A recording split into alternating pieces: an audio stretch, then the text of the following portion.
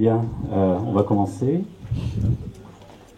Donc bonjour à tous, merci beaucoup de l'intérêt que vous portez à cette leçon inaugurale qui s'intitule « Une histoire naturelle du suicide ». Alors avant de commencer, vous aurez noté que je n'ai pas de diaporama à présenter. Je suis pourtant de la génération PowerPoint. J'ai des centaines de diapositives dans mon ordinateur. J'ai fait ma première présentation avec un diaporama. Mais aujourd'hui, j'ai voulu me faire plaisir, avoir un lien plus direct avec vous, sans un écran dans le dos, même s'il y en a un, mais sans un écran dans le dos qui est parfois plus source de distraction que de support au discours. Même si ce lien est par ailleurs très asymétrique, puisque je parle et vous écoutez. J'ai aussi choisi de lire un texte pour ne pas risquer de trop déborder le temps imparti, c'est-à-dire 1 heure maximum, ayant une tendance naturelle aux digressions, qui de toute façon ne manqueront pas, soyez-en sûrs. Alors j'informe par ailleurs, avant de commencer, ceux qui sont intéressés par un approfondissement du sujet du suicide, que nous monterons un diplôme universitaire de suicidologie en 2019 à l'université Paris-Descartes. Donc c'est quasiment officiel. L'information sera transmise au printemps et les inscriptions à la rentrée. Alors cette conférence est une leçon inaugurale. Kesako, diraient mes ancêtres occitans, et il me semble utile, sinon nécessaire, de se poser la question en préambule. Alors, j'ai trouvé la réponse, en fait, dans une thèse de médecine qui se trouve à la bibliothèque Henri Hey à Sainte-Anne, qui a été écrite par le docteur Gilles Gaillard, soutenue en 1983, et qui s'intitule « La leçon inaugurale en psychiatrie de Benjamin Boll à Jean Dolé ». Alors, on y apprend beaucoup de choses, même si je n'ai pas trouvé la raison pour laquelle plus personne n'avait donné de leçon inaugurale en psychiatrie après Jean Dolé, qui a donné la sienne en 1947, donc il y a 70 ans, et qui a quitté ses fonctions en 1970. Alors je suspecte évidemment que mai 68 soit un peu responsable de la disparition de ce qui pouvait se concevoir autrefois comme l'expression narcissique et quelque peu conservatrice de la fonction de mandarin. Alors aujourd'hui les mandarins sont en voie de disparition, reste donc la fonction narcissique de la leçon. D'ailleurs cette leçon est une initiative tout à fait personnelle, personne ne m'a rien demandé. C'est dire. Alors j'en profite à ce sujet pour remercier le service communication de Sainte-Anne et sa directrice Florence Patnotte de leur soutien et de la communication autour de cette leçon. Alors comme je le disais, ce travail de thèse de médecine sur les leçons inaugurales en psychiatrie est très intéressant, et notamment pour comprendre comment nos prédécesseurs, à ce qui s'appelait depuis sa création par décret en 1877 la chaire de clinique de pathologie mentale et des maladies de l'encéphale de l'Université de Paris. À l'époque, il n'y en avait qu'une. Donc, c'est une chaire qui a été établie 2 ans plus tard à l'asile Sainte-Anne, ce qui s'appelle toujours la clinique des maladies mentales et de l'encéphale, la CMME. Comment donc nos prédécesseurs avaient conçu cette leçon inaugurale? Alors brièvement, dans une première partie, on remerciait la faculté, on remerciait ses amis, ses collègues, ses élèves. Alors aux élèves, on expliquait que pour en arriver là, il faudrait travailler dur. Même si, bien sûr, cela ne suffirait pas. Alors, comme l'explique l'auteur de la thèse, les laborieux n'ont jamais été bien vus à la faculté, et sans le dire, on comprend qu'il faut plus que du travail pour accéder à cette chaire. Il faut une sorte de génie. Puis on félicitait ses prédécesseurs, en les taclant au passage de ne pas avoir fait ce que nous ferons en mieux à ce poste, évidemment, et parfois aussi pour avoir pris le poste avant nous. Ensuite, on rendait hommage aux précurseurs et aux maîtres. On parlait de sa carrière, enfin venait la leçon proprement dite, qui est la partie la plus longue, qui se terminait par un mot de conclusion.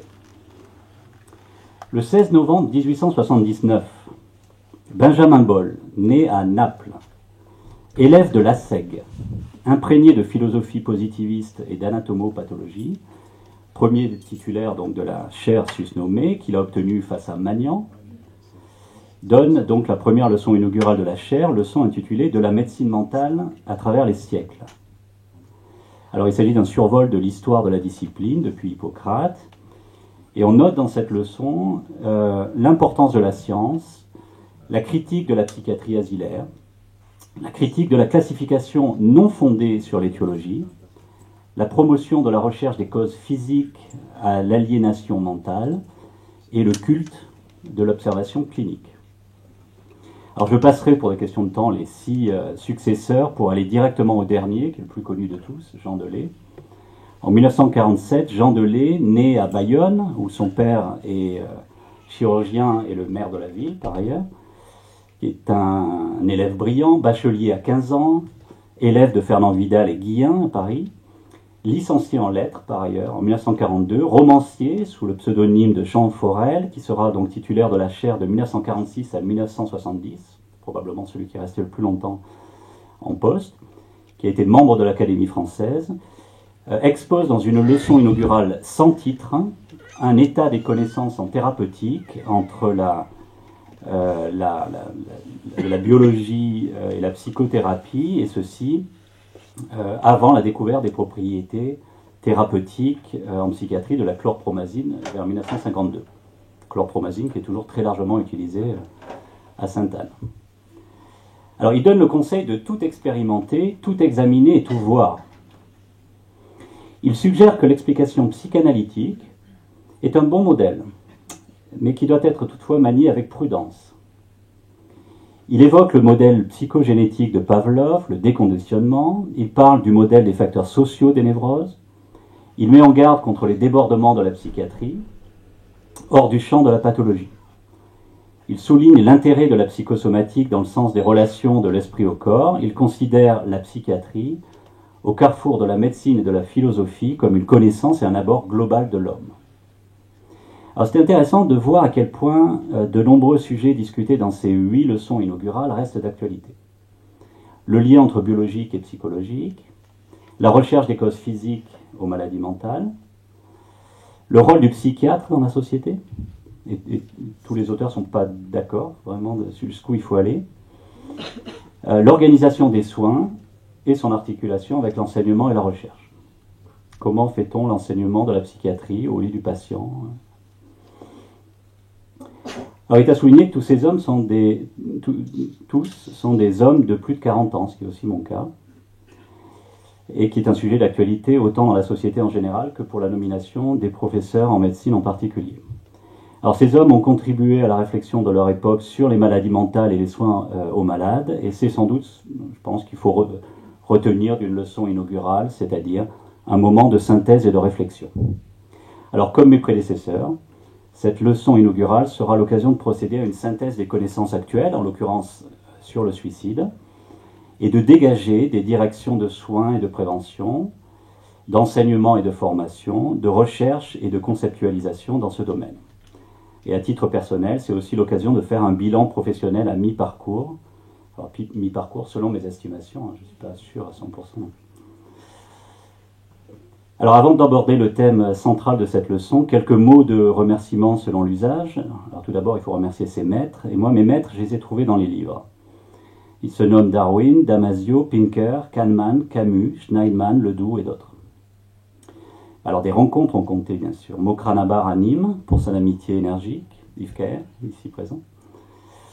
Didier Castelnau et Philippe Courtet à Montpellier pour l'intérêt porté au suicide et leur soutien dans les premières étapes de ma carrière universitaire. Gustavo Turecki à Montréal pour son sens de l'organisation. Charles MacDonald, qui est ici aussi, sur une île des Philippines pour son humanité anarchiste et bougonne. Je voudrais remercier aussi les professeurs Philippe Goroude et Frédéric Rouillon de leur soutien à ma nomination à ce poste, le professeur Raphaël Gaillard, ainsi que la faculté de médecine Paris-Descartes et le centre hospitalier Sainte-Anne. Je ne saurais évidemment oublier la contribution majeure des artistes à ce que nous sommes en tant qu'êtres humains. Je veux les remercier ici. Je ne vais pas tous les citer. Et aussi la contribution des patients et des équipes soignantes croisées à différents endroits de France et du monde à ce que nous sommes en tant que médecins. Et enfin, je remercie ma conjointe Anouka pour son soutien indéfectible toutes ces années, mes enfants. Alors, on va commencer la leçon maintenant sur le suicide. Il est habituel de commencer une présentation sur le suicide en donnant des chiffres issus de l'épidémiologie descriptive. Alors vous les connaissez, mais je pense qu'il est bon de les répéter tant ils affolent les compteurs. L'Organisation mondiale de la santé évalue à 800 000 800 000, le nombre de décès annuels par suicide dans le monde, c'est-à-dire qu'il meurt chaque année dans le monde plus de gens de suicide que d'homicides, de guerre ou d'actes terroristes réunis. Cela représente un mort toutes les 40 secondes. En France, les dernières estimations font état de 10 500 suicides par an, soit un taux de 13 à 15 pour 100 000 habitants environ. Ce chiffre est au-dessus de la moyenne européenne. Alors certes, les différences dans les prévalences nationales sont dues à beaucoup de facteurs. Elles peuvent être dues par exemple à la définition qu'on donne dans un pays du suicide. Ça paraît surprenant, mais on a plusieurs définitions du suicide. Ça peut être dû évidemment à la qualité et aux modalités de recueil des données de mortalité. Par exemple, en Grande-Bretagne, on demande une preuve de l'intention suicidaire. Alors du coup, c'est beaucoup plus difficile évidemment de juger de la mortalité par suicide. Et ça conduit probablement à une sous-estimation importante, au grand désarroi des spécialistes du suicide anglais. Il y en a des très bons, parce qu'évidemment, le suicide n'est pas une priorité en Angleterre. Alors ces facteurs n'expliquent pas tout, et il est évident qu'on doit pouvoir faire mieux en France. L'exemple a été donné par les pays nordiques, la Scandinavie et la Finlande, dont les taux de suicide étaient très largement au-dessus de 25 pour 100 000 dans les années 1980, et qui sont aujourd'hui comparables, voire inférieurs, pour certains pays, à la France. Alors pour cela, il faut agir sur plusieurs fronts à la fois. Évidemment, nous y reviendrons au cours de cette conférence. Alors, selon l'OMS, selon les derniers chiffres de l'OMS, les prévalences nationales les plus élevées en 2015 culminent à des taux de plus de 25 pour 100 000 en Angola, en Guinée équatoriale et en Côte d'Ivoire pour l'Afrique. Je commence par cela parce qu'on a souvent l'idée que finalement le suicide c'est une histoire européenne ou de pays riches. Les taux les plus élevés se trouvent en Afrique. Pour l'Europe, c'est la Lituanie qui est au-dessus de 25. En Amérique du Sud, c'est le Guyana et le Suriname, c'est les pays voisins. Et en Asie, la Corée du Sud, un pays riche, le Kazakhstan, la Mongolie et le Sri Lanka, qui détient le record national mondial à 34 pour 100 000. Alors, il n'est pas aisé, évidemment, de trouver le point commun entre tous ces pays. Et par ailleurs, ces taux ne rendent pas bien compte de fluctuations à l'intérieur des États. Par exemple, au Canada, où le taux de suicide au niveau national est de 10 à 11 pour 100 000, il atteint aisément les 100 pour 100 000 dans les communautés inuites du territoire du Nunavut, qui se trouve tout au nord, et dans la région du Nunavik, qui est le nord du Québec. Un phénomène similaire est observé chez les Inuits du Groenland. Il est très probable que ce soit aussi le cas en France, parmi les Amérindiens de Guyane, dont on a très largement détruit la culture au nom d'une application bête et brutale du principe d'égalité, et qui sont par-dessus le marché empoisonnés au mercure par les rejets des mines d'or au nom de l'enrichissement. Alors les statistiques ne sont pas très fiables, il n'y a pas non plus, semble-t-il, une grande volonté à ce qu'elles soient fiables. Mais en tout cas, ce qu'on en sait, c'est que ça pointe vers un excès de mortalité par suicide dans ces communautés qui vivent en France, dans notre pays. Alors j'ai eu la chance de travailler avec Charles McDonald, je parlais de Charles tout à l'heure, qui est un anthropologue spécialiste de l'Asie du Sud-Est, et notamment d'un peuple tout à fait exceptionnel qui s'appelle les Palawan, qui se trouve sur l'île de Palawan aux Philippines. Vous avez sûrement entendu parler de Palawan pour ses plages du nord de l'île. Alors le peuple Palawan se trouve au sud de l'île, région qui est beaucoup moins touristique. Ce peuple est tout à fait remarquable parce qu'il est égalitaire, pas vraiment de chef, et il est non violent. Il existe dans cette population un fort lien social. Les maltraitances aux enfants n'existent pas, et les fréquences d'abus d'alcool et de drogue sont très très faibles. Cette population n'a pas non plus subi de violences culturelles, comme ça a été le cas pour les Inuits. Et de fait, les taux de suicide sont très très faibles dans cette population. Toutefois, Charles a observé il y a plusieurs années un taux très élevé, probablement au-delà de 120 pour 100 000 habitants, donc 10 fois plus que ce qu'on trouve ici, et surtout un taux qui est persistant, probablement depuis des années, depuis plusieurs décennies, dans une toute petite vallée, Palawan, qui se trouve isolée autour de la rivière Kulbi. Alors il est possible que des conditions initiales particulières, combinées à l'isolement, et c'est quelque chose qui est connu, ça favorise une concentration génétique particulière, mais aussi le développement d'une microculture locale à l'intérieur de la culture palawane. Et que donc ces conditions aient favorisé la concentration d'un nombre anormalement important de personnes à risque suicidaire élevé. Alors les processus ici semblent donc très différents de ceux à l'œuvre dans les groupes victimes de violences culturelles, comme chez les Inuits.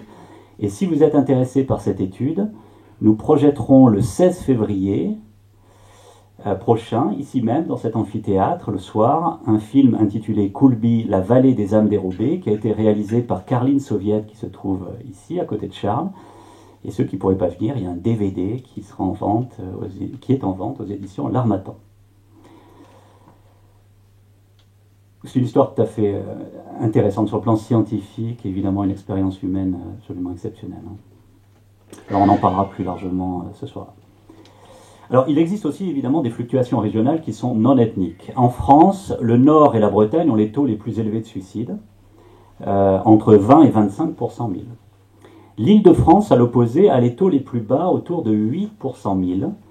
Et il est très probable qu'il y ait dans cette région une sous-estimation majeure des cas de suicide, qui est en partie expliquée par une faible participation des instituts de médecine légale. Alors c'est évidemment très ennuyeux si l'on veut organiser les ressources et les moyens en fonction des besoins, mais aussi juger des effets d'une action de prévention. Par exemple, il serait très intéressant de déployer un programme de prévention comme celui qui a été mis en place à partir de 2015 dans la région Nord-Pas-de-Calais par l'équipe du professeur Guillaume Veva du CHU de Lille. Ça s'appelle le programme Vigilance et qui consiste à rappeler les patients à leur sortie d'hospitalisation après une tentative de suicide. Alors le principe est terriblement simple de ce programme. On donne aux patients le message, vous comptez pour nous, et il y aura toujours quelqu'un pour vous aider. Les premières évaluations, et il est important de noter que quand on parle de suicide, il y a très peu d'évaluation en fait des mesures de prévention du suicide. Il y a beaucoup de choses qui sont faites, mais on ne sait pas si ça marche. Alors là, ça a été évalué, mais les premières évaluations sont sorties cette année, montrent une baisse importante des récidives suicidaires. Et par ailleurs, il est mis en évidence une importante économie de santé de l'ordre de 4 millions d'euros. C'est-à-dire que l'ARS, dans le Nord-Pas-de-Calais, a investi 350 000 euros et ça fait gagner, via la baisse des récidives suicidaires, 4 millions d'euros. Donc c'est un programme qui non seulement est efficace, mais qui en plus fait gagner de l'argent à notre système de santé. L'évaluation des bénéfices au long cours sur la mortalité, là c'était les récidives tentatives de suicide, mais l'évaluation sur la mortalité évidemment reste à faire et nécessite bien évidemment un recueil précis des données de mortalité par suicide. Alors un travail est déjà entrepris par différentes institutions pour lutter contre la sous-estimation mentionnée. Espérons que ce travail portera ses fruits, notamment en Île-de-France. Le suicide, acte infligé par le sujet lui-même ayant conduit à sa propre mort, n'est en fait qu'un acte, le plus tragique évidemment, parmi un spectre d'actes auto-infligés qui englobe les tentatives de suicide, qui sont des actes bien plus fréquents que le suicide abouti. Les conduites suicidaires, comme vous le savez, affectent les hommes comme les femmes, mais de manière différente, puisque les hommes meurent plus de suicides, presque partout dans le monde, tandis que les femmes réalisent plus de tentatives de suicide dans un rapport de 2 à 4 pour 1 environ. Alors au final, dans la mesure où on compte 10 à 20 fois plus de tentatives de suicide que de suicides aboutis, ça veut dire que les femmes passent plus souvent à l'acte. Je voudrais noter ici qu'un travail de mise en lien des grandes bases de données administratives, comme le PMSI, le CEPIDC ou les bases de remboursement des médicaments est en cours en France, ce qui va permettre d'étudier d'importantes cohortes de patients à l'échelle nationale. Alors on est très en retard évidemment en France, en comparaison des pays scandinaves qui ont publié d'importantes études, notamment dans le domaine du suicide, mais pas seulement, ou les États-Unis. Alors nous avons commencé avec Albert Veuania, qui est dans la salle de l'adresse au ministère de la Santé, et Catherine Quentin du CHU de Dijon, à analyser certaines de ces données, et notamment les données qui concernent le devenir à 1 an des patients qui ont été hospitalisés pour tentative de suicide. Alors les premières analyses montrent que 2,6% des 136 000 personnes admises pour tentative de suicide en 2008-2009 sont décédées 1 an après, le risque étant 3 fois plus élevé quand le geste initial, la tentative de suicide initiale, était une tentative de suicide avec un moyen violent. C'est-à-dire une tentative de pendaison, une arme à feu, une arme blanche, un saut d'une hauteur. D'accord ? Donc le premier geste n'a pas conduit à la mort, mais les personnes qui ont fait une tentative de suicide violente sont particulièrement à risque, 3 fois plus à risque que celles qui ont fait un geste par overdose médicamenteuse. Et je reviendrai très largement sur le choix d'un moyen violent au cours de cette conférence, dans différents domaines, dans différentes approches. Ça, c'est quelque chose qui est tout à fait important. Donc c'est une population, hein, ceux qui ont fait une tentative de suicide par arme, par une modalité violente, qui devrait bénéficier d'une attention très particulière. Alors il est intéressant de savoir que quand les sujets sont décédés, un an après, il s'agit de suicide en fait que dans un tiers des cas, car on retrouve aussi le décès secondaire à une maladie dans un autre tiers de cas, des accidents dans 12% des cas et causes inconnues ou non identifiées pour le reste.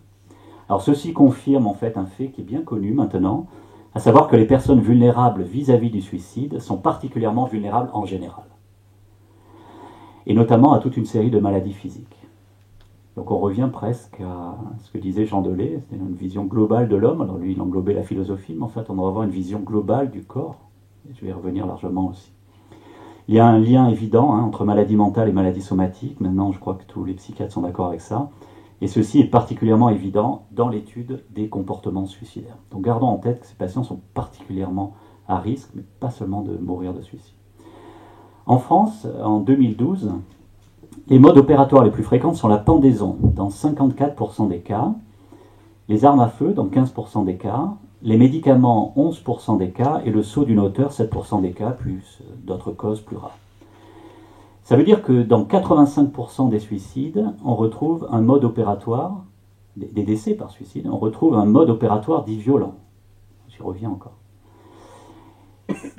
À l'inverse, moins de 10% des tentatives de suicide en France ont lieu avec ces moyens violents. C'est-à-dire que la mortalité liée aux actes suicidaires en général est très largement liée au choix d'un moyen violent. Ce n'est pas la seule raison, mais c'est un facteur absolument déterminant. Et les différences de mortalité selon le sexe semblent également en grande partie liées au choix de moyens plus létaux chez les hommes. Donc comprendre le choix d'un moyen suicidaire violent, et je vais y revenir quand on va parler de cognition un peu plus tard, à mon avis ça me semble tout à fait indispensable, non seulement en termes de connaissance, mais de prévention du suicide. Alors en attendant, essayer de comprendre pourquoi on choisit un moyen violent, je pense qu'il est important de rappeler qu'il est établi par de nombreuses études que réduire l'accès à des moyens létaux, par exemple en réduisant l'accès aux armes à feu, en construisant des barrières sur les hauteurs ou sur les ponts, en réduisant le nombre de comprimés par paquet de médicaments, contribue à rendre le geste plus difficile et de facto, c'est pas forcément intuitif, mais de facto, ça réduit le nombre de suicides et souvent dans le même temps le risque d'accident. Donc on peut penser qu'en rendant un geste suicidaire violent, ça va amener à ce que les gens soient déportés à faire un autre geste, mais ça ne semble pas fonctionner comme ça. En fait, si le geste est compliqué, on va pouvoir sauver des vies. Alors ces mesures sont à la fois collectives et individuelles. Par exemple en France, il faut se rappeler que 20% des foyers français ont une arme à feu. Donc l'entourage d'un sujet en crise suicidaire peut ici jouer un rôle majeur de prévention en confisquant l'arme. Un autre exemple, la limitation en 1998 de la taille des paquets dentalgiques vendus sans ordonnance en Grande-Bretagne a conduit à une baisse persistante de 20% des décès par suicide et de 30% des atteintes hépatiques et des transplantations hépatiques. Ça marche. À Paris, évidemment, on pense aux bénéfices que pourrait avoir l'installation de portes palières dans le métro. Alors à ce jour, vous savez, il y a très peu de stations qui en sont équipées ou de lignes. Alors évidemment, cela, et on y revient, cela supposerait d'avoir au préalable des chiffres assez précis du suicide dans le métro. Selon la presse, qui a eu accès à des statistiques internes à la RATP, en 2012, il y a eu 60 suicides ou tentatives de suicide dans le métro et sur les lignes de RER A et B. Alors étonnamment, les chiffres de la RATP notent une baisse importante et tout à fait inexpliquée de ce nombre depuis 2005, puisqu'en 2005, il y en avait 185. Donc on est passé de 185 à 60 sans qu'il y ait de raison évidente. Vous voyez, on a encore un problème de chiffres. Alors la SNCF, et notamment le réseau francilien de la SNCF, la SNCF note 400 suicides sur son réseau. Donc ça représente beaucoup de monde, juste pour la région parisienne, pour lequel le suicide est lié à une collision avec un métro ou un train. Alors la réduction d'accès aux moyens létaux est aussi une action majeure à l'hôpital. Alors il n'y a pas beaucoup de chiffres, hein. Il n'y a pas de chiffres très précis du suicide à l'hôpital.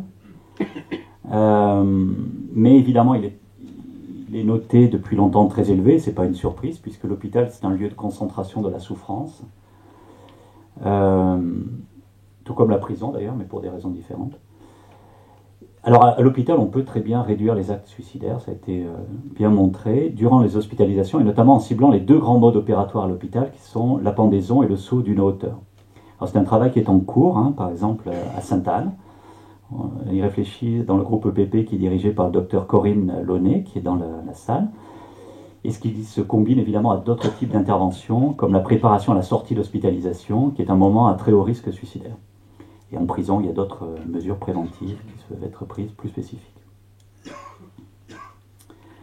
Alors pour finir avec l'épidémiologie descriptive, un petit mot sur l'âge. Vous savez que la courbe du nombre absolu de suicides augmente à partir de l'adolescence. Le suicide des enfants est très très rare. Cette courbe atteint son maximum vers les 45-54 ans. Et alors par contre, si on parle en termes de taux de suicide, les plus élevés sont retrouvés chez les plus de 75 ans. Alors notamment parce qu'il y a un ratio suicide-tentative de suicide qui est bien plus élevé. On meurt plus facilement.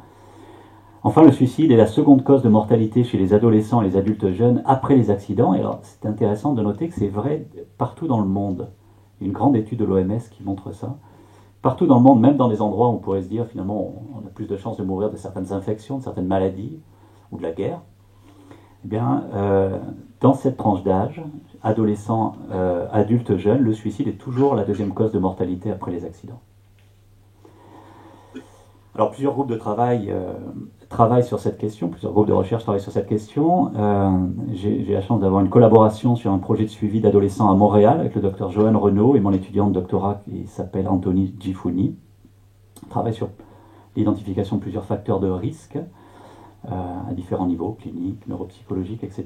Alors, je n'ai pas le temps de parler ici de toutes les spécificités liées à l'âge, hein, évidemment, mais il est intéressant de savoir que beaucoup de facteurs de risque dont on va parler dans un instant sont communs à tous les groupes d'âge. Il faut quand même garder ça en tête. Notre connaissance des conduites suicidaires a très grandement, largement progressé depuis l'après-guerre, hein, et comme c'est le cas évidemment dans de nombreux domaines médicaux. Le nombre d'études scientifiques a explosé depuis 30 ans, contribuant à un savoir qui est de plus en plus solide, ce qui devrait en théorie nous permettre d'éviter beaucoup certaines idées reçues sur le suicide qui sont encore très largement répandues. Alors, outre les données épidémiologiques citées précédemment et d'autres dont je n'ai pas le temps de parler, par exemple l'impact des crises économiques, l'effet tampon des systèmes de sécurité sociale, la ruralité. Alors, je voudrais maintenant rappeler les principaux facteurs de risque suicidaire. Je pense que c'est important dans une leçon. Facteurs que tout clinicien doit bien entendu connaître et rechercher, et facteurs qui représentent par ailleurs, à mon avis, le socle de connaissance d'une recherche plus fondamentale, qui ne peut faire l'impasse sur la clinique et la recherche clinique. Les deux, recherche fondamentale et recherche clinique, sont très étroitement liées et dépendantes l'une de l'autre, même si certains semblent l'oublier parfois. Et je ne pense pas du tout aux quelques chercheurs en recherche fondamentale qui sont présents ici, évidemment, qui ont un intérêt très large pour la recherche clinique. Alors je soulignerai ici brièvement 5 grands facteurs de risque suicidaire qu'il faut connaître. Le premier, c'est l'existence évidemment d'un ou plusieurs événements existentiels difficiles peu avant l'acte suicidaire, ce qu'on appelle les événements de vie proximaux. Les études d'autopsie psychologique montrent en effet une occurrence très importante de ces événements avant un décès par suicide en comparaison de groupes témoins. Ces événements sont en premier lieu les conflits interpersonnels, suivis de la séparation conjugale, les problèmes légaux, la perte d'un être cher, les difficultés financières, la perte d'emploi et la maladie physique. Pourtant, une lecture purement factuelle pose problème. Comme disait l'écrivain italien Cesare Pavese, qui s'est suicidé par la suite, une bonne raison de se suicider ne manque jamais. Si seul l'événement importait, on devrait compter bien plus de morts dans notre pays, quand 3 millions de personnes sont au chômage et un mariage sur deux finit en divorce. Donc d'autres explications, évidemment, doivent être recherchées.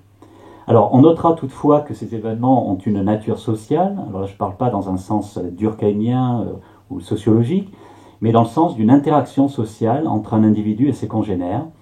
Et comprendre le suicide passera donc par la compréhension de ce qu'on appelle les cognitions sociales appliquées à la crise suicidaire. J'y reviendrai à la fin de cette conférence. Le second grand facteur de risque suicidaire, ce sont les maladies mentales. Les nombreuses études d'autopsie psychologique qui ont été conduites dans le monde retrouvent une fréquence très élevée, parfois de l'ordre de 90%, de maladies mentales chez les personnes décédées de suicide. Alors il s'agit surtout de la dépression, du trouble bipolaire, en phase dépressive, des addictions, des troubles de personnalité, des troubles des conduites alimentaires, de la schizophrénie et d'autres. Plus le nombre de pathologies est grand, plus le risque suicidaire est élevé. Il est aussi clair que traiter efficacement la maladie mentale réduit le risque suicidaire, et cela a été bien montré dans les troubles de l'humeur. Par exemple, le lithium est reconnu comme un traitement réduisant le risque suicidaire, et pas seulement dans le trouble bipolaire. Dans la schizophrénie, l'utilisation de la clozapine, qui est un médicament très efficace, est malheureusement très largement sous-utilisée, est reconnue par la FDA pour réduire le risque suicidaire. Alors, par ailleurs, il a été montré que l'amélioration de la formation des médecins au diagnostic et au traitement correct de la dépression réduit le suicide. Et pour cela, on ne peut que louer l'initiative de nos collègues, les docteurs Lila Mekawi de la CMME, qui se trouve dans la salle, et Anne-Sophie Lombardi à Bichat, qui développent actuellement une application pour guider les médecins généralistes dans le diagnostic et le traitement de la dépression, puisque les généralistes sont en première ligne dans la lutte contre la dépression, et aussi les aider à savoir quand il faut référer au psychiatre, et donc ce qui permet aussi d'améliorer la communication entre nous et l'organisation des soins en général. À une époque, il y a de moins en moins de spécialistes. Le développement de centres d'expertise et de recours, comme cela s'est mis en place ces dernières années, comme c'est le cas actuellement à la CMME avec le centre expert sur les troubles des conduites alimentaires que monte Philippe Gorwood, comme ce qui est fait dans le cadre d'un réseau comme Fondamental, devrait aussi permettre d'améliorer la qualité des diagnostics et puis on l'espère derrière la qualité des soins. L'organisation des soins est évidemment un sujet complexe que je ne traiterai pas ici par manque de temps, sinon pour dire que nous avons besoin d'un éventail d'offres de qualité, du médecin généraliste au service spécialisé universitaire. Nous avons par exemple à la CMME une unité de 10 lits pour les personnes en crise suicidaire. C'est une unité qui existe aussi par exemple à Montpellier depuis 25 ans et dans d'autres villes en France, qui reste encore trop rare. Donc c'est une unité que dirige le docteur Isabelle Roy, qui est en face de moi. Nous espérons, alors ces centres spécialisés permettent aussi de développer des traitements très très spécialisés qu'on ne peut pas faire partout. Par exemple, nous espérons pouvoir tester dans l'unité des troubles de l'humeur que dirige Lila Mekawi, dont je viens de parler, la stimulation du nerf vague, dont une large étude américaine vient de montrer qu'elle réduit par 2 le risque de décès par suicide à 5 ans chez des patients déprimés, chroniques, très résistants au traitement, puisqu'ils n'avaient pas répondu préalablement à 4 lignes de traitement, incluant souvent la sismothérapie. Donc des patients pour lesquels on est dans une impasse thérapeutique, bien là on a quelque chose de nouveau, qui n'est pas encore développé en France, qui n'a pas l'AMM, et qu'on espère pouvoir développer ici et dans d'autres centres, et donc pouvoir aider certains patients pour lesquels, évidemment, même s'ils n'étaient pas suicidaires au tout début de l'évolution de leur maladie, bien évidemment, par l'échec répété, par la persistance de l'état dépressif, ça peut conduire à un risque suicidaire. Enfin, une bonne organisation de ces centres permet de coupler efficacement et à moindre coût relatif soins et recherche, c'est absolument indispensable. C'est une approche qui est d'ailleurs soutenue par le dernier rapport ministériel de la santé. Il faut s'organiser mieux les soins, mais organiser mieux le soin, l'enseignement et la recherche. Alors il y a aussi évidemment la question de la santé numérique, qui est pleine de promesses, on est très excités par rapport à ça. Alors il faudra quand même en juger l'efficacité de certaines de ces actions. Alors toutefois, je parlais un peu longuement de la maladie mentale, mais il est capital de noter, il est capital de garder en tête que la grande majorité des personnes avec une maladie mentale ne décédera pas de suicide. 10 à 15% au plus, ce qui est beaucoup déjà, ça veut dire que plus de 90%, 85-90% des personnes avec une pathologie mentale sévère ne décéderont pas de suicide, et c'est une bonne nouvelle. Alors ce fait suggère que la maladie mentale pourrait être une condition nécessaire. Je vous rappelle, plus de 90% des gens qui se suicident avaient une maladie mentale, donc condition nécessaire, mais non suffisante au suicide. D'autres explications doivent donc être recherchées au-delà de la maladie mentale et au-delà des événements de vie pour comprendre ce qui pousse donc un sous-groupe de patients à s'enlever la vie. Et ça c'est la base finalement de nos travaux de recherche. Identifier ce sous-groupe de patients. Un troisième facteur de risque, ce sont les maltraitances dans l'enfance. Jusqu'à 40% des personnes décédées de suicide, selon la manière dont on mesure, auraient vécu des maltraitances dans leur enfance, ce qu'on appelle des événements de vie distaux. Les maltraitances dans l'enfance sont un problème en fait de société, très clairement, puisque jusqu'à 10% des filles et 5% des garçons auraient été victimes d'abus sexuels, et jusqu'à 10% des enfants seraient victimes de maltraitances diverses dans les pays occidentaux. Ces événements qui sont choquants, souvent commis par des proches, sont susceptibles d'altérer de manière significative et persistante le développement psycho-affectif de l'enfant, le rendre à l'adolescence et à l'âge adulte plus sensible aux pertes, avec plus de difficultés à réguler ses émotions et ses comportements, à faire des choix avantageux, notamment sur le plan sentimental et social, à interagir adéquatement avec les autres, toutes choses qui font évidemment le lit de la vulnérabilité suicidaire, sans compter le risque de revictimisation à titre personnel ou de processus agresseur-agressé. Alors on sait aujourd'hui que ces maltraitances dans l'enfance ont aussi un impact biologique majeur. Gustavo Turecki et ses collègues à l'université McGill à Montréal ont montré que les personnes décédées de suicide et ayant vécu un abus sexuel dans leur enfance présentaient dans l'hippocampe une expression diminuée d'un gène impliqué dans l'axe du cortisol, un axe qui est important dans la réponse au stress. Cette expression diminuée du gène en question était associée à une augmentation de certains processus qu'on appelle épigénétiques, et en l'occurrence, c'était le niveau de méthylation de la région promotrice de ce gène. Alors, si on veut simplifier, les abus sexuels dans l'enfance semblent laisser une empreinte biologique persistante d'ordre épigénétique qui conduit à des modifications dans la manière dont les gènes sont exprimés et au final donc à une dysrégulation persistante donc à l'âge adulte d'un système majeur de réponse au stress. Il est important de signaler que ces altérations n'étaient pas retrouvées chez des personnes décédées de suicide sans histoire personnelle d'abus sexuels, ce qui illustre, vous voyez, la nécessité d'étudier des phénotypes suicidaires particuliers, de considérer finalement, comme le faisait Jean Bechler dans son livre fameux dans les années 70, non pas le suicide, mais les suicides. Alors il est possible qu'à l'avenir, on puisse développer des prises en charge qui soient différenciées chez nos patients en fonction de l'existence de maltraitance dans l'enfance, et puis peut-être en fonction de l'existence ou pas de ces altérations épigénétiques. Le quatrième grand facteur de risque suicidaire, c'est une histoire familiale de suicide.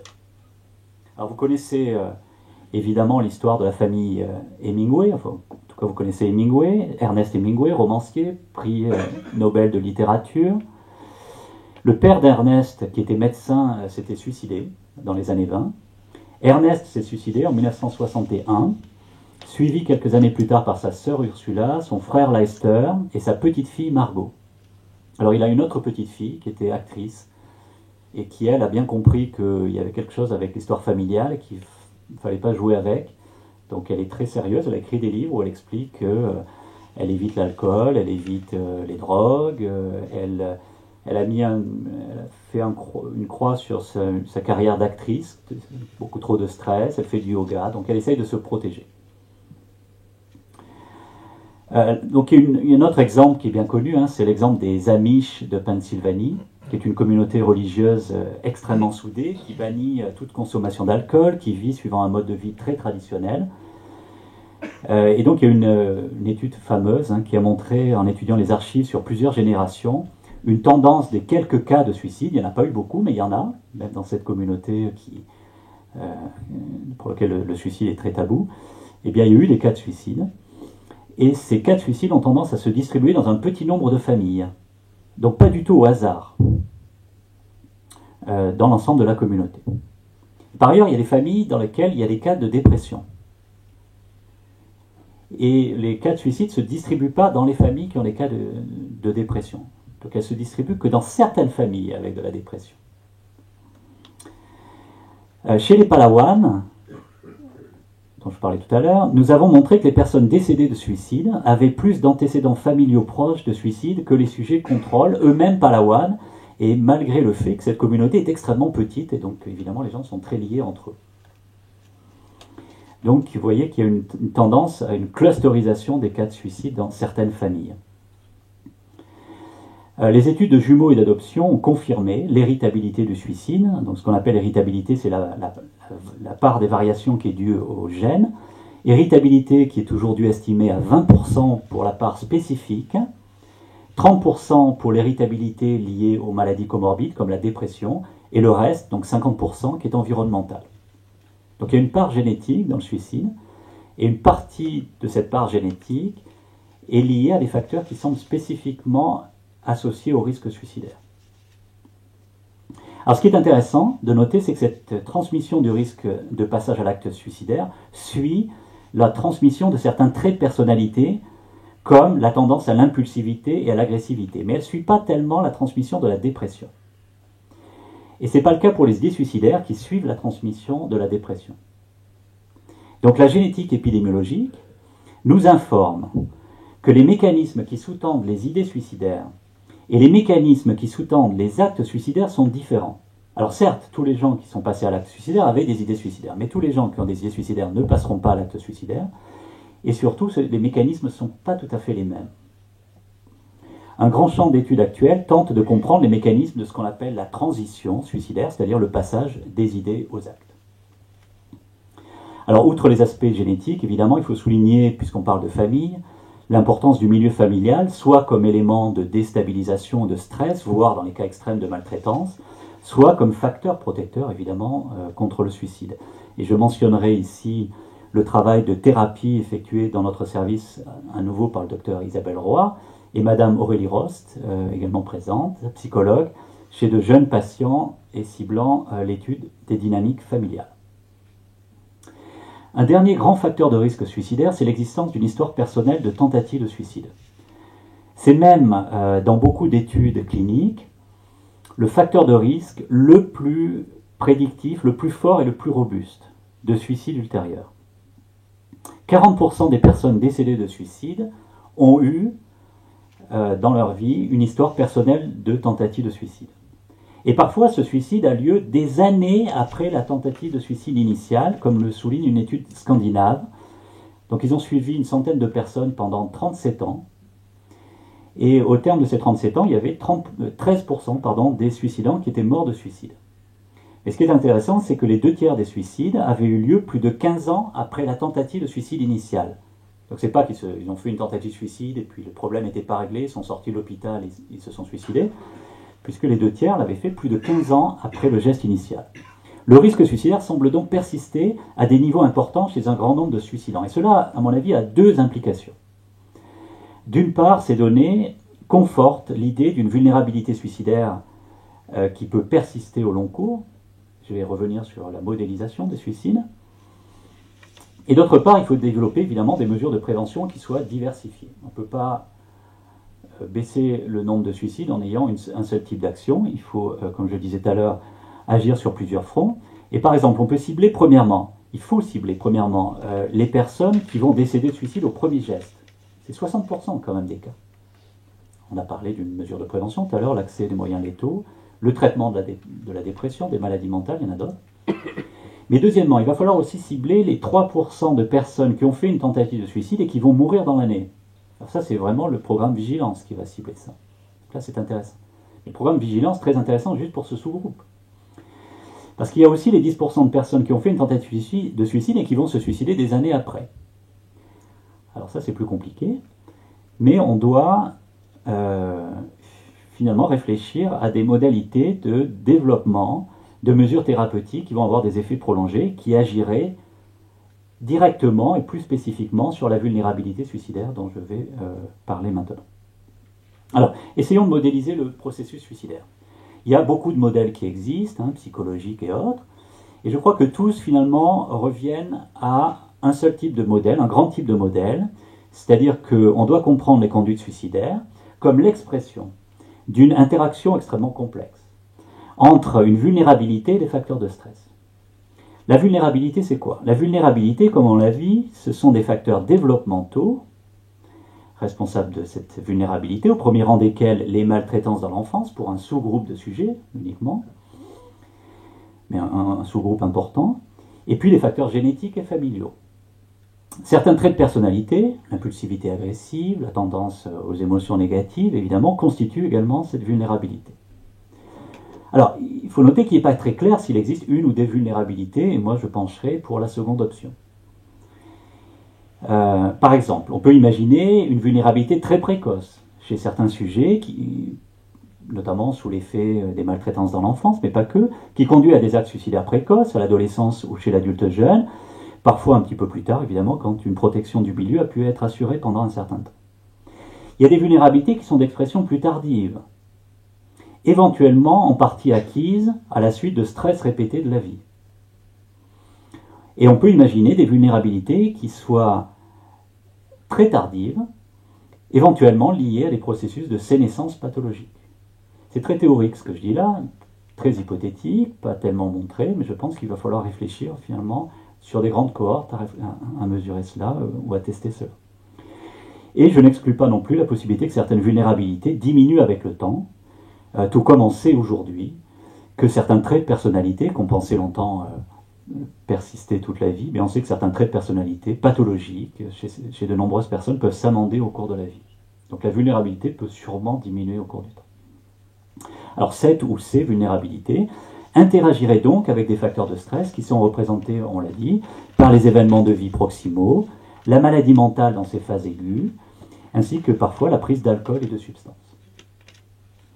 Alors cette interaction augmente donc le risque de déclenchement d'une crise suicidaire, qui est un état souvent fluctuant, donc trompeur pour l'entourage et les soignants, qui est caractérisé par l'émergence d'idées suicidaires, et qui chez certains, mais pas tous, conduira à un acte suicidaire. Comme je le disais évidemment précédemment, il nous faudra comprendre les éléments de cette transition des idées aux actes. L'acte conduit à la mort ou pas, en fonction de nombreux facteurs. Évidemment, j'ai parlé largement, et je vais revenir du choix du moyen. Un moyen violent augmente le risque de mortalité, mais il y a aussi évidemment l'état physique du sujet, la connaissance du sujet sur le caractère létal, sur le potentiel létal du moyen choisi, l'ambivalence du sujet, c'est un élément important, mais qui est fluctuant et sur lequel il ne faut pas se reposer, la communication d'une intention suicidaire et la demande d'aide, l'existence d'un milieu protecteur et sûrement quelque chose qui n'a pas l'air très scientifique, mais qui est la chance ou la malchance.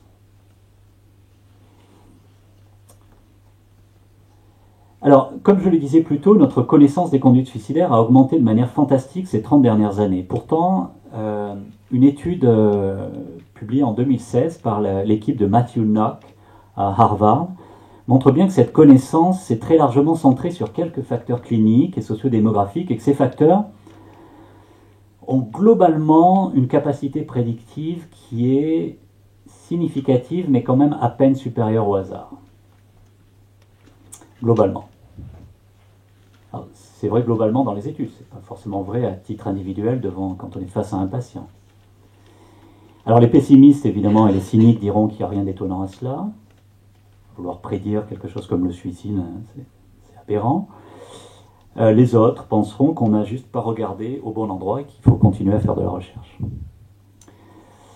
Alors cela me fait penser évidemment à ce que disait Al Alvarez, un romancier britannique, qui a traversé lui-même une crise suicidaire, qu'il a décrit dans un livre que je vous conseille, qui s'appelle Le Dieu sauvage, en 1972. Il écrit « Les véritables motivations qui poussent un homme à prendre sa vie sont ailleurs. Ils appartiennent elles appartiennent au monde interne sournois, contradictoire, labyrinthique et surtout hors de vue. D'abord, et le plus important, le suicide est un monde clos avec sa propre logique irrésistible. Cela veut dire que les gens ne se suicident pas comme les stoïciens faisaient, ou prétendaient qu'ils feraient, froidement, délibérément, comme un choix rationnel entre des alternatives rationnelles. Une fois qu'un homme décide de prendre sa vie, il entre dans un monde en arrêt, inexpugnable mais totalement convaincant, où tous les détails s'adaptent et chaque incident renforce sa décision.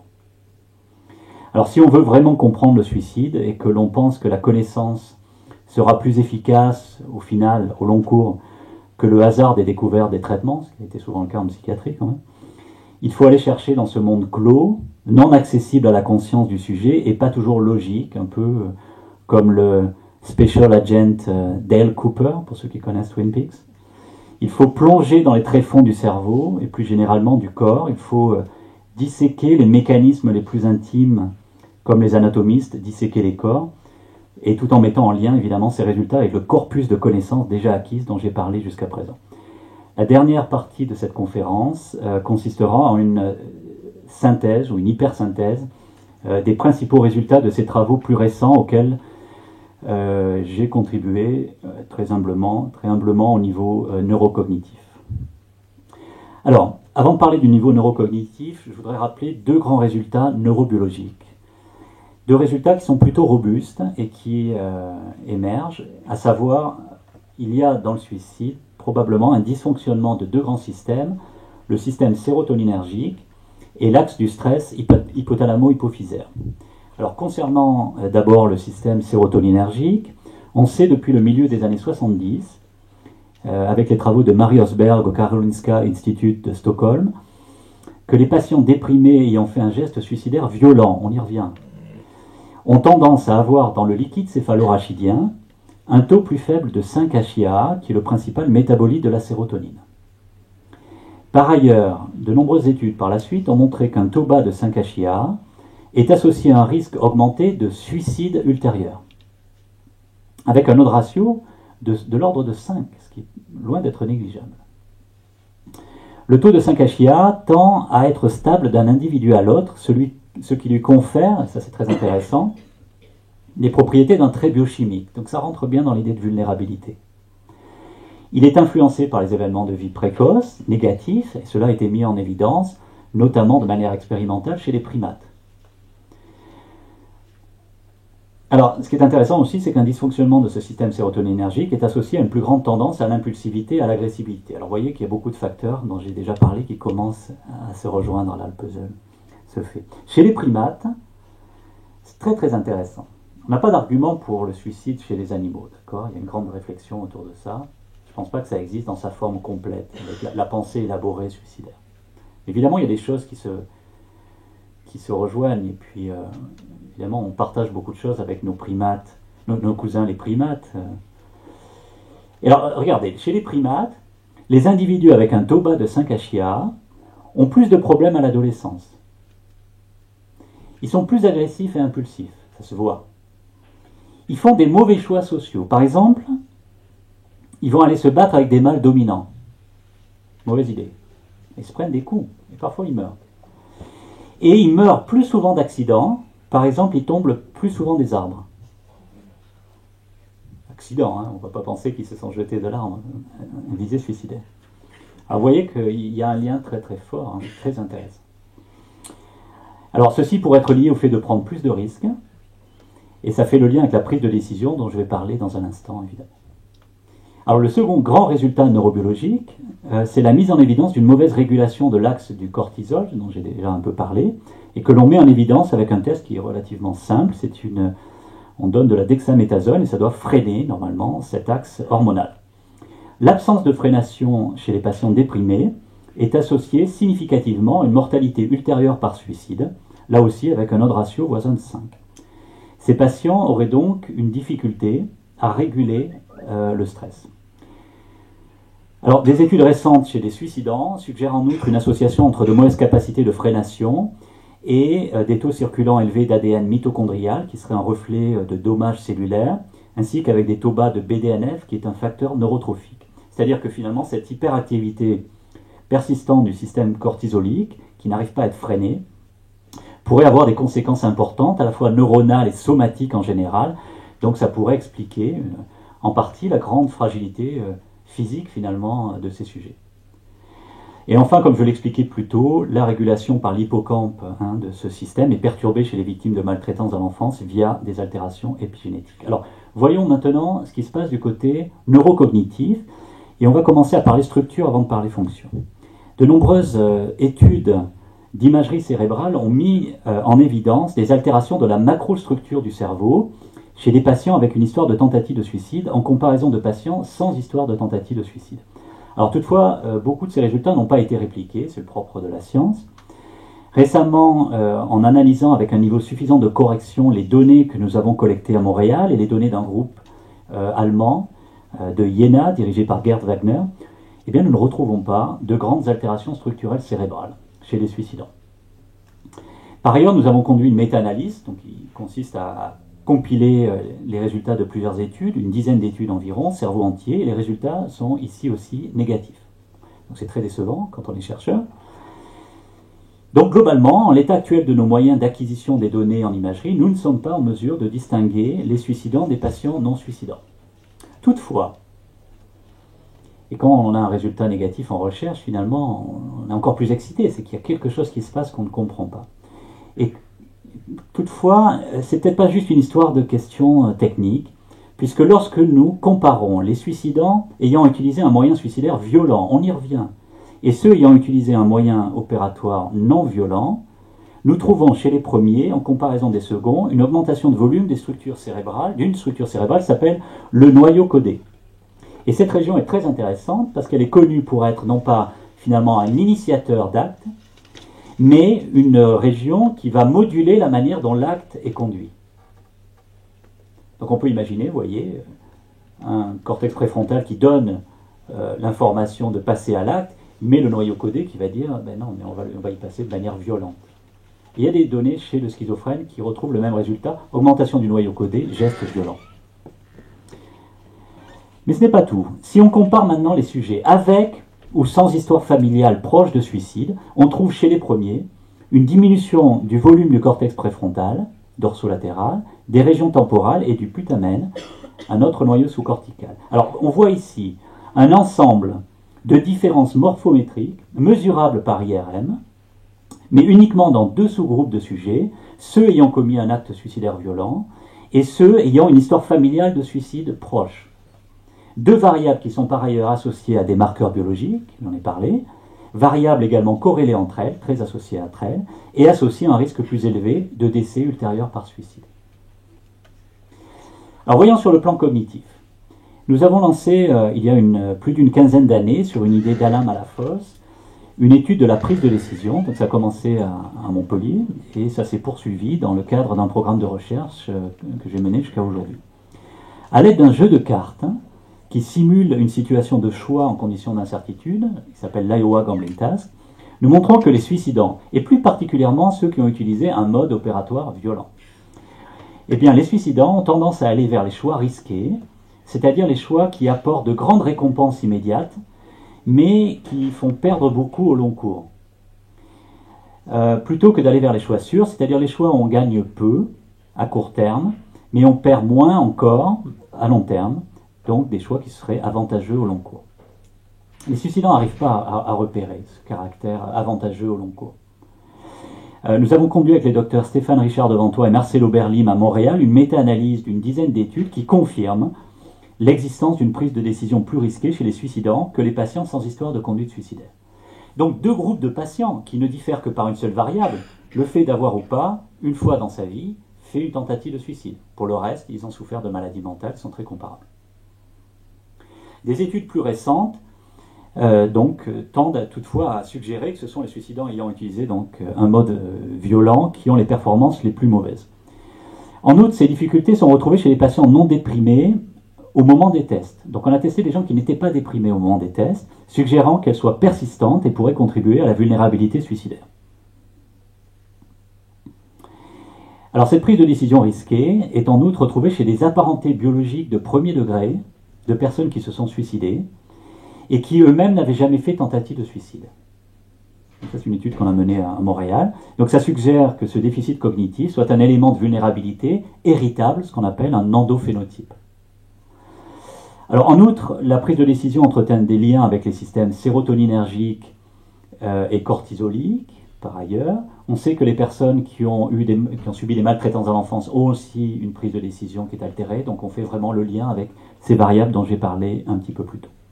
Sur le plan fonctionnel, ces difficultés ne sont pas attribuables à des déficits d'attention, de mémoire de travail, d'interférence, de planification, d'inhibition. Et par ailleurs, on a un résultat qui est très intéressant, c'est que les suicidants qui ont compris ce qu'il faut faire ne font pas les bons choix, contrairement au sujet contrôle. Donc un sujet sain qui a compris fait les bons choix. Un patient sans histoire personnelle de tentative de suicide qui a compris ce qu'il faut faire au cours du test fait les bons choix, plus qu'un patient qui n'a pas compris. Mais un suicidant qui a compris la bonne stratégie à adopter n'est pas meilleur qu'un suicidant qui n'a pas compris la meilleure stratégie à adopter. Donc il y a quelque chose qui se passe dans l'utilisation de cette compréhension explicite. Vous voyez, il y a quelque chose qui manque. Et qu'on doit comprendre. Alors nous montrons que donc il faut aller chercher ailleurs, vous voyez, que dans la compréhension explicite.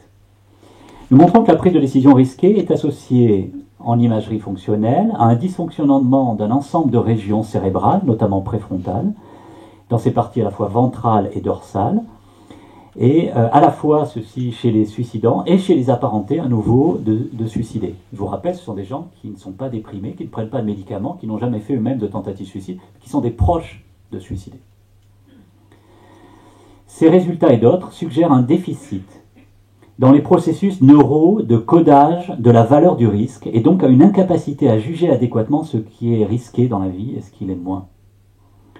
Une grande partie du chemin vers le suicide pourrait donc s'expliquer par l'incapacité à donner une valeur adéquate aux choix qui se présentent à nous, aux choix au pluriel, même en présence d'une compréhension explicite adéquate. Si on prend un peu de recul, on pourrait dire que le suicide, finalement, questionne l'étendue de notre liberté individuelle, puisque finalement la liberté, c'est la capacité à avoir des choix, c'est la possibilité de faire des choix. Et nous serions tentés de dire, au vu des résultats scientifiques brièvement exposés à l'instant, que la liberté des gens qui sont morts de suicide était probablement bien moins grande que ne pensent ceux qui en font le geste ultime de la liberté, celui qui nous permettrait de fixer l'heure de notre mort. Un projet actuel est d'identifier les moyens d'améliorer la prise de décision de nos patients. Une étude avec Marc Adida à Marseille a montré que le lithium est associé à une meilleure prise de décision chez les patients souffrant d'un trouble bipolaire. Alors, ce n'était pas une étude randomisée, il faudra conduire un essai randomisé pour le confirmer. À Montréal, le docteur Marcelo Berlim, avec qui je travaillais, montrait que la stimulation du cortex préfrontal ventral par TDCS conduit à une amélioration de la prise de décision chez les sujets sains.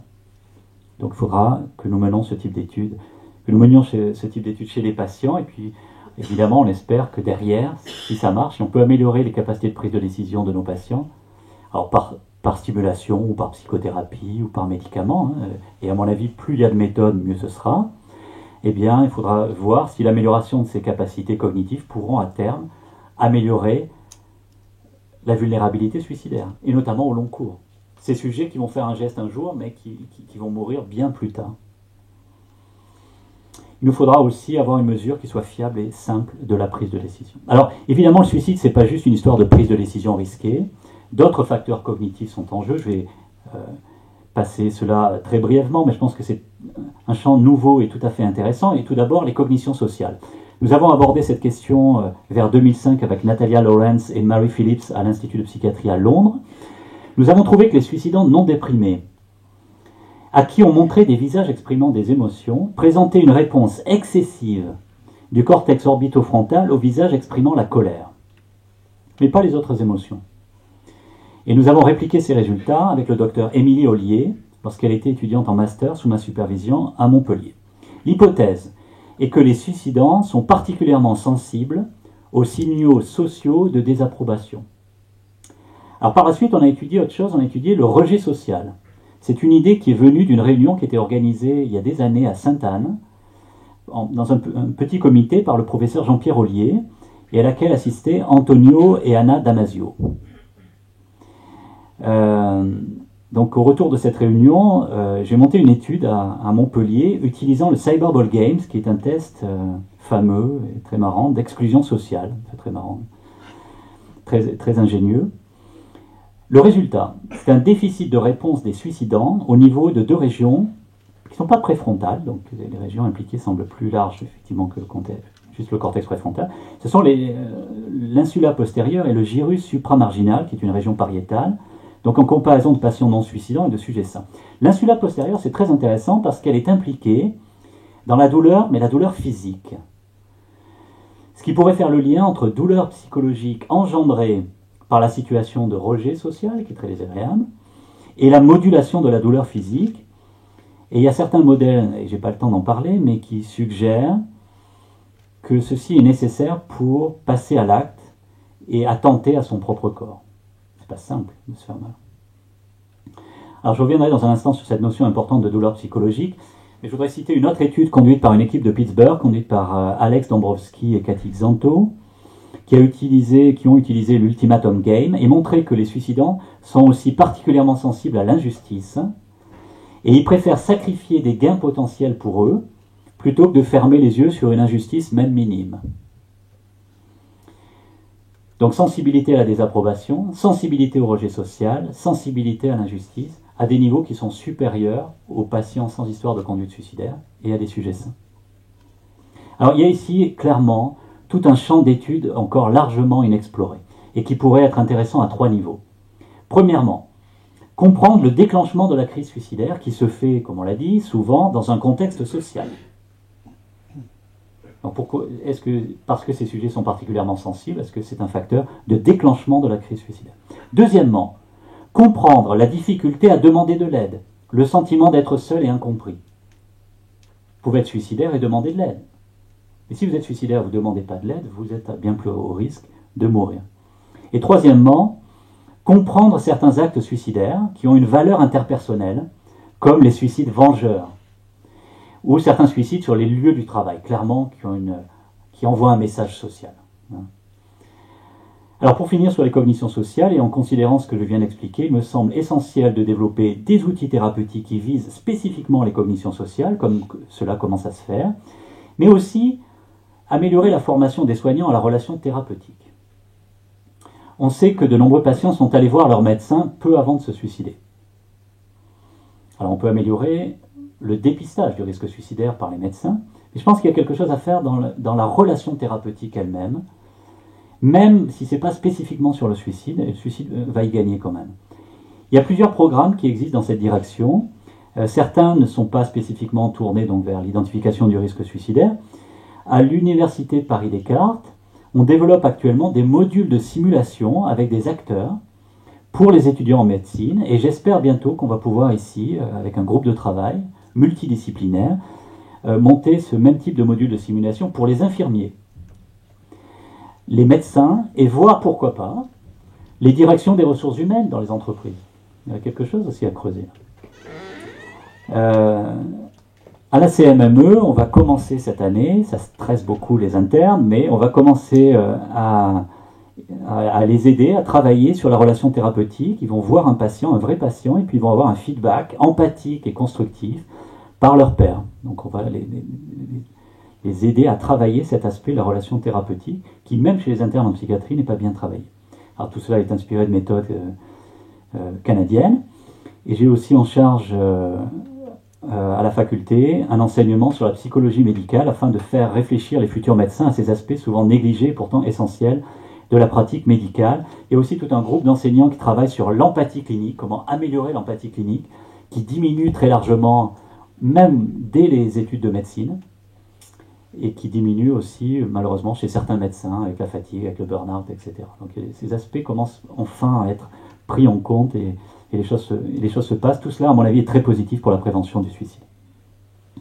Alors pour revenir au processus cognitif, j'ai bientôt fini, un domaine fait l'objet d'une attention particulière, c'est la perception de douleur psychologique. Ce qu'on appelait autrefois la douleur morale, c'est un terme empreint de beaucoup de confusion. Edwin Schneidman le père de la suicidologie, en a fait le cœur du processus suicidaire. Dans son idée, le sujet, par l'acte suicidaire, recherche moins la mort, finalement, que la fin de la douleur. Et ça, c'est très important, ce n'est pas juste des mots. Vous allez voir pourquoi. Cette douleur résulte évidemment de situations comme l'exclusion sociale, la désapprobation, l'humiliation, etc. Ou la dépression, qui est un processus pathologique, persistant, qui peut entraîner une douleur très intense et qui fonctionne à la fin pour son propre compte. De nombreuses études ont montré un lien entre la douleur psychologique et les idées et les actes suicidaires. Et l'étude des mécanismes de la douleur psychologique chez les patients suicidants suscite un intérêt grandissant. Nous analysons actuellement des données d'imagerie dans ce sens avec Fabricio Pereira au CHU de Nîmes. Et nous venons de débuter un projet au CHU de Nîmes chez les sujets âgés déprimés. Nous avons aussi développé à Montpellier une échelle visuelle analogique très très simple pour mesurer la douleur psychologique qui est en cours de validation. Alors il y a des perspectives thérapeutiques très claires à cela. D'abord il y a la kétamine, vous en avez entendu parler, c'est un produit qui est au départ un anesthésique et une drogue de rue par ailleurs. Et donc on est en train de montrer les bénéfices antidépresseurs ultra rapides, quelques heures, pas chez tout le monde, mais chez un grand nombre de patients. Alors d'autre part, une étude israélienne récente a mis en évidence une baisse des idées suicidaires significative, peut-être via des effets antalgiques, chez des patients qui recevaient de la buprenorphine, qui est un médicament agoniste partiel opioïde utilisé en France dans la douleur physique, c'est le Temgesic. Et ceci en comparaison d'un placebo. C'est une étude très belle, et nous venons de recevoir un gros financement national pour mener la réplication de cette étude. Ça va être une étude multicentrique en France. La douleur psychologique, c'est très intéressant. C'est comme la douleur physique, c'est une alarme qui indique que quelque chose cloche, non pas au niveau de l'intégrité physique, mais au niveau de l'intégrité sociale, au niveau des relations avec les autres. C'est un système qui probablement a été très pertinent au cours de l'évolution de notre espèce pour faire ce que nous sommes, c'est-à-dire des êtres sociaux, avec tous ses avantages, et qui s'est peut-être construit sur un système plus archaïque, qui est celui de la douleur physique, comme le suggèrent de nombreux résultats scientifiques, incluant les travaux de Naomi Eisenberger à UCLA. Nous sommes des êtres sociaux, très clairement. L'isolement est non seulement source de souffrance psychique, mais aussi de complications physiques et de surmortalité. Le problème, évidemment, des alarmes, c'est que si elles sonnent en continu sans s'arrêter, elles sont très délétères. C'est le cas de la douleur physique, c'est aussi le cas de la douleur psychologique. Alors l'idée, c'est que si nous donnons un traitement aigu de ces idées suicidaires, mais finalement si nous traitons en aigu cette douleur psychologique et la douleur les idées suicidaires qui en découlent, nous allons réduire le risque de passage à l'acte à court terme, et dans le même temps, c'est pas juste ça, c'est dans le même temps on va donner la possibilité au sujet de se retrouver dans de bien meilleures conditions pour faire le travail psychologique nécessaire, notamment l'élaboration de stratégies de gestion des problèmes actuels. C'est ce qu'on espère. Pour finir, je soulignerai qu'il existe aussi des déficits autres, par exemple d'inhibition cognitive, que ceci pourrait contribuer à la transition des idées aux actes. Il y a aussi des altérations de la mémoire, et notamment il y a un type de mémoire qui est très intéressant, c'est la mémoire autobiographique, c'est-à-dire la mémoire de sa propre vie. Et chez les suicidants, elle est souvent très générale et peu détaillée. Et ça, c'est un problème, parce qu'on pense qu'en fait, une des explications, c'est qu'elle est très générale et peu détaillée, parce que les sujets tenteraient de se protéger finalement de souvenirs passés douloureux, vous voyez. C'est un mécanisme de protection. Le problème, c'est que ça n'aide pas à résoudre les problèmes. Parce que, finalement, résoudre les problèmes actuels, ça nécessite d'utiliser son expérience passée. Le passé guide l'avenir, en quelque sorte. Alors, il y a un lien, évidemment. Alors, je n'irai pas plus loin dans cette synthèse neurocognitive, sinon pour dire que nous avons aujourd'hui des arguments sérieux pour penser qu'il existe un certain nombre de dysfonctionnements cognitifs, certains représentant des éléments de vulnérabilité suicidaire, héritables et persistants, d'autres plus transitoires, associés par exemple à la dépression, mais néanmoins contribuant au risque suicidaire global. Alors concluons maintenant. Dans la question du suicide, comme ailleurs, il nous faut sans aucun doute réincarner la pensée. Notre discipline, je parle de la psychiatrie, je parle aussi de la psychologie, a trop longtemps pensé en dehors de tout corps, en oubliant que c'est le corps qui la produisait, la pensée. La pensée, c'est aussi écouter penser, et elle s'est parfois perdue. Le corps doit rester un guide. Et quand on parle de suicide, évidemment, on parle du corps. On ne meurt pas simplement de penser au suicide, on meurt en portant atteinte à son propre corps contre le cours puissant de la vie, et cela est compliqué. Et à mon avis, là se trouve le mystère du suicide. Je vous remercie de votre attention.